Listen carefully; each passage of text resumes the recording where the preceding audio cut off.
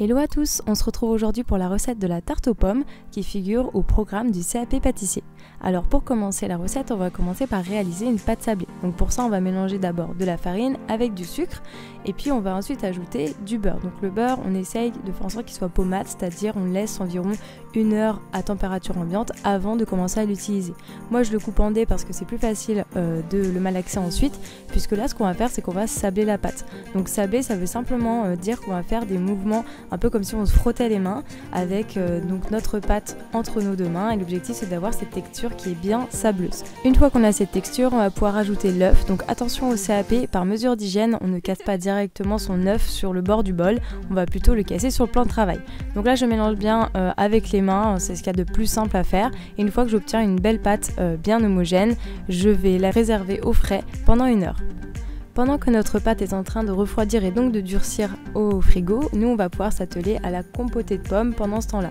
Donc j'utilise 3 grosses pommes que je vais d'abord éplucher et puis ensuite je vais les épépiner, donc retirer les pépins. Là j'ai utilisé un couteau, donc je les ai coupés en 2 puis en 4 et j'ai retiré les parties qui ne m'intéressent pas. En revanche au CAP, sachez que vous êtes censé venir avec ce qu'on appelle un vide-pomme, et donc c'est ce qui vous permet de retirer très facilement le trognon et d'avoir de jolies tranches. Bon là en réalité on n'a pas besoin d'avoir des beaux morceaux puisqu'on va simplement faire une compotée, donc des pommes, du sucre roux, vous pouvez rajouter un peu de vanille ou de cannelle si ça vous fait plaisir. On met ça à cuire pendant 15 minutes sur feu couvert et le tour est joué. On n'a plus qu'à les écraser, alors soit à la fourchette ou moi j'ai pris un presse-purée, ça marche aussi. L'idée c'est simplement d'avoir une compotée, alors moi j'aime bien quand il y a encore des petits morceaux, donc ça c'est à vous de voir comme vous préférez.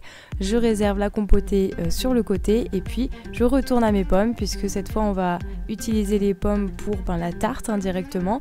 Donc encore une fois on les épluche, on retire les pépins à l'intérieur. Là sur cette étape là c'est là où le vide pomme sera le plus utile, donc on retire encore une fois les pépins et puis ensuite on fait de jolies tranches. Alors attention pour les tranches, on fait en sorte d'avoir quelque chose le plus fin possible, puisque plus nos tranches sont fines et plus on arrivera à les manipuler et ainsi à former de belles rosaces sur notre tarte aux pommes. Je peux maintenant récupérer ma pâte sablée, donc je n'oublie pas de fleurer mon plan de travail pour éviter que la pâte n'adhère au plan de travail. Je vais abaisser ma pâte environ 3 à 4 mm d'épaisseur et ensuite je vais disposer la pâte tout simplement sur mon cercle à tarte. Avant j'aurais disposé ce dernier sur une plaque micro perforée et un tapis en silicone, et donc une fois que j'ai placé ma pâte assez grossièrement, je passe le rouleau pour retirer l'excédent de pâte et ensuite avec mes petits doigts je vais faire adhérer tous les bords de la pâte sur le bord du cercle. Alors moi je vous conseille d'ailleurs pour la petite astuce d'utiliser plutôt des cercles micro perforés, ça permet à la pâte de bien adhérer et de ne pas retomber pendant la cuisson. Donc voilà, je retire l'excédent ensuite de pâte encore une fois, je pique la pâte pour éviter qu'elle ne gonfle à la cuisson. Ensuite je peux disposer ma compotée de pommes, donc je fais en sorte qu'il y en ait bien partout, même sur les bords, et recouvrir d'une couche bien égale partout, et ensuite je vais pouvoir commencer à disposer mes pommes.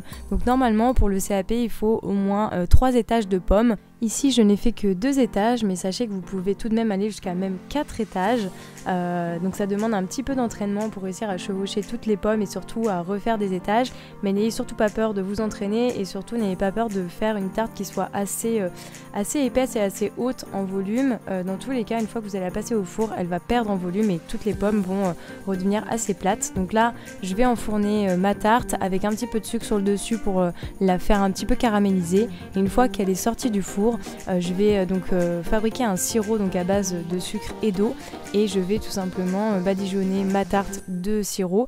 L'objectif c'est à la fois de la rendre brillante et également d'éviter que les pommes ne s'oxydent au contact de l'air. Donc au-delà du côté esthétique, il joue également le rôle de film de protection. Et voilà, cette vidéo est maintenant terminée, j'espère qu'elle vous aura plu et surtout qu'elle vous aura été utile, notamment dans vos révisions de CAP ou non, si vous voulez simplement faire plaisir à votre famille. De mon côté, je vous retrouve dans une prochaine vidéo, et d'ailleurs je vous invite à suivre mes réseaux sociaux pour ne rien manquer des prochaines vidéos. Salut!